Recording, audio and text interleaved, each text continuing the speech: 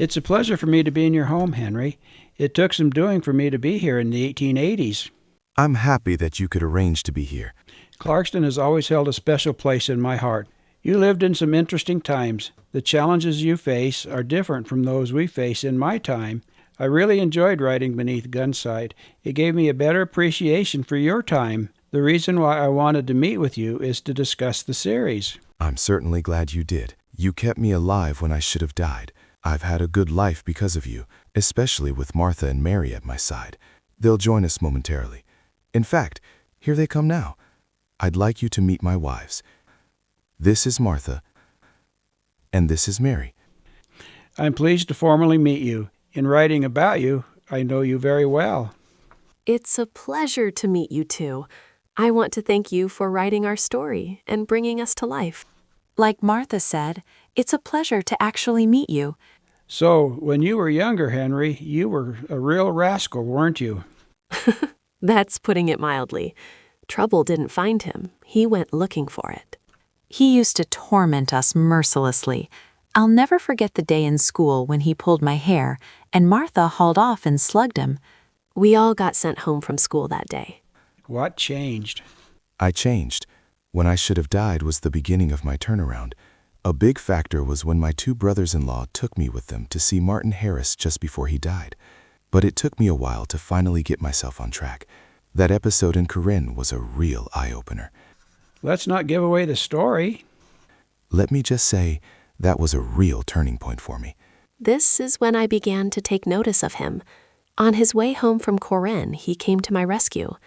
I was coming back from somewhere in my father's buggy, and something spooked my horse, and the buggy ended up scattered in pieces, and I was lying off the side of the road when Henry came along and gathered me up and took me home.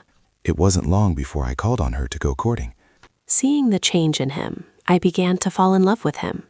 Seeing the way he treated Martha, I began having feelings for him too, but I had to keep them to myself. When I asked their father for Martha's hand in marriage, I wasn't prepared for his response.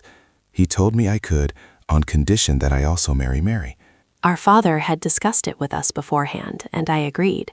You see, being twins, Mary and I have a codependent relationship and function, as it were, one soul with two bodies. I thought I was the strong one, but it turned out I am just as dependent on Mary. Martha and I had always shared everything, so why not Henry? He courted me for a while, and I convinced him to fall in love with me too.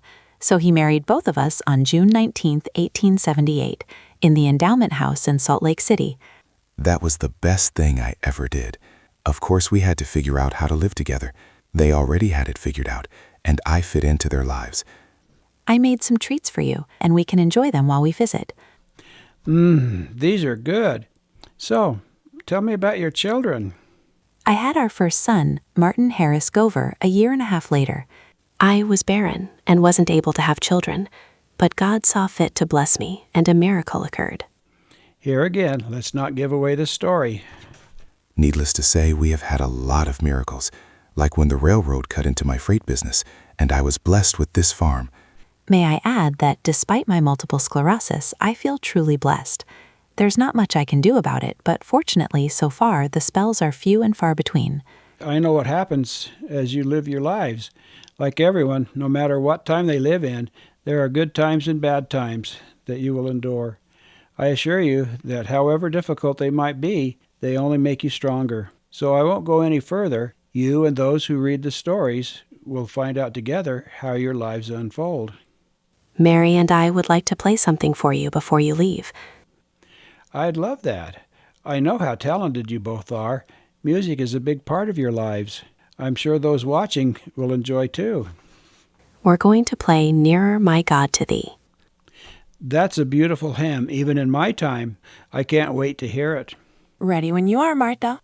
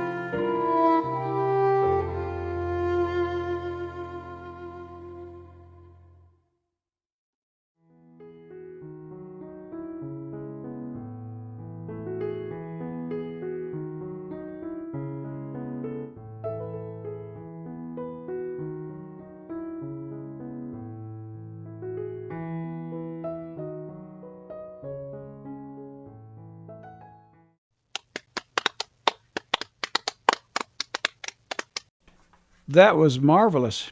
Henry, you are one lucky man to have not one, but two beautiful, talented women who obviously love and adore you. I must say, you have made this arrangement work better than most plural marriages. No, I'm not lucky. I'm blessed. Before you leave, let us bring out our children. I would like that very much. This is Marty. This is Beth. And this is my miracle baby. Her name is Miracle, but we call her Mira.